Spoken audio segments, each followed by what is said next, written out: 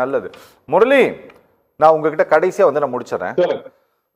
முரளி, நீங்க பார்ட்டியின் பர்சனா நீங்க அப்பீர் ஆவறாரு, அதனால நீங்களும் கொஞ்சம் தெளிவுபடுத்துங்க. In the age of internet, information are overflowing from all quarters and booking each and every person for spreading false information is an impossible exercise. அப்படின்ட்டு அப்படியே கீழே வந்து தான் வேரியஸ் மீடியத்தில் பண்ணுறாங்க அப்படின்னு நிறைய சொல்லிட்டு போகிறாரு.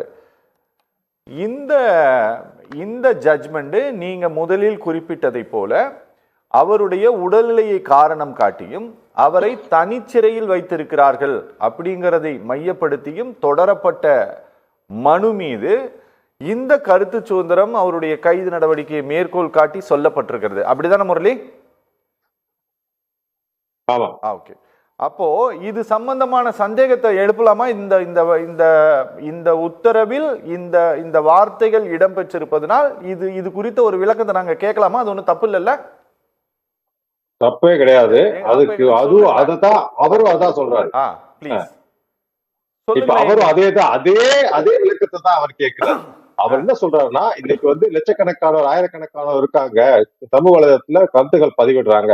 ஒருத்தர் பின்னாடி நம்ம போயிட்டு இருக்க முடியாது. ஆனா அவர்கள் பதிவிடும் கருத்தினால் பப்ளிக்கு லா அண்ட் ஆர்டர் இஷ்யூவா வர்றமாக இருந்தா அன்னைக்குதான் நம்ம அவங்கள வந்து தண்டிக்கணும்னு எடுத்து சொல்றாரு அவர். ஏன்னா எல்லாரும் பாடி அரசு வேலையை விட்டுட்டு இதை பண்ணிக்கிட்டு இருக்க முடியாது. போலீஸ் தன்னுடைய முழுமையான வேலையை விட்டு அதாவது சட்டத்துக்கு எதிரான குற்றங்கள் தடுப்பதை விட்டு இதை மட்டும் விரட்டிக்கிட்டு இருக்க முடியாது.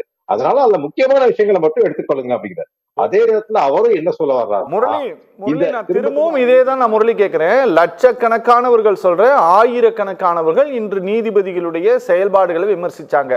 ஹானரபிள் ஜஸ்டிஸ் செந்தில்குமாரனுடைய செயல்பாடுகளை விமர்சித்தார்கள். ஹானரபிள் ஜஸ்டிஸ் GR சுவாமிநாதனுடைய செயல்பாடுகளை விமர்சித்தார்கள்.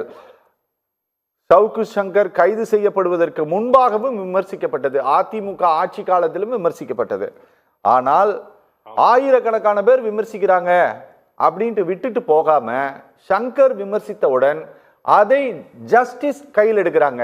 அதுபோல ஏன் இந்த நாட்டில் இருக்கக்கூடிய அதிகாரிகளுக்கு அது அந்த அதிகாரம் கிடையாதா? இல்ல, எல்லாம் கண்டிப்பா இருக்கிறது. இப்ப நான் வந்து ஒரு சின்னதா ஒரு எக்ஸ்பிளனேஷன் கொடுக்குறேன். இப்ப ஒருத்தர் வந்து ஒரு தவறை இழக்கிறார். அதாவது அவர் வந்து எக்ஸாம்பிள் சவுக்கே எடுத்துக்கலாம். சவுத்து சென்னை கமிஷனரை பத்தி போலீஸ் கமிஷனர் பற்றி அவதூறாக பேசிவிட்டார். சரி, என்ன அந்த அவதூறாக பேசியதற்கு உடனே அவரை பிடித்து உள்ளே போட்டு குண்டாஸ் போட முடியுமா என்றால் முடியாது. அதற்காக ஏதாவது ஒரு மூலம் இருக்க வேண்டும். அதாவது என்ன பண்ணுவாங்க, அந்த ஒரு செக்ஷனை மட்டும் போட்டா இவர் வந்து நாளைக்கே பெயில்ல விட்டுறோம், இல்ல ஸ்டேஷன் பெயில்ல விட்டுறணும், இல்ல ஜஸ்டிஸ் ரிமாண்ட் பண்ண மாட்டாங்க. அவங்க என்ன பண்ணுவாங்க, 4 கேஸ சேர்த்து போடுறாங்க, 4 செக்ஷனை சேர்த்து போடுறாங்க. அதுதான் அதிகார துஷ்பிரயோகம் என்பது அங்கதான் அவர் கொஸ்டின் பண்றாரு.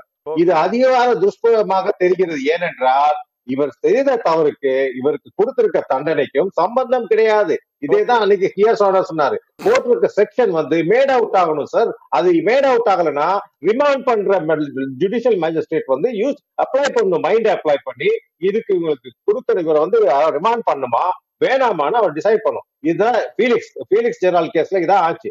சைதாப்பேட்டை நீதிமன்றத்துல நீதியரசரு இவரை எதுக்கு அரெஸ்ட் பண்றீங்க, இவர் ஒரு யூடியூபர், டெய்லி வந்து ஒரு வீடியோ போட்டிருக்காரு, அது அவருடைய தொழில், அதுதான் அவருக்கு பணம் மீட்டுகிறார், அவரை தூக்கி உள்ள வைப்பதால் யாருக்கும் லாபம் கிடையாது. இவர் நாட்டை விட்டு ஓட போறவர் இல்ல. அப்படி ஓட போறதா பாஸ்போர்ட்டை புடுங்கி வச்சுட்டு அவரை இன்வெஸ்டிகேட் பண்ணுங்க. அதை விட்டுட்டு எதுக்கு அவர் அரெஸ்ட் பண்ணி ரிமாண்ட் பண்றீங்க 15 நாளைக்கு 20 நாளைக்கு, அதுக்கப்புறம் குண்டாஸ் போடுறீங்க? இந்த விஷயங்களை தான் கேட்கிறாரு.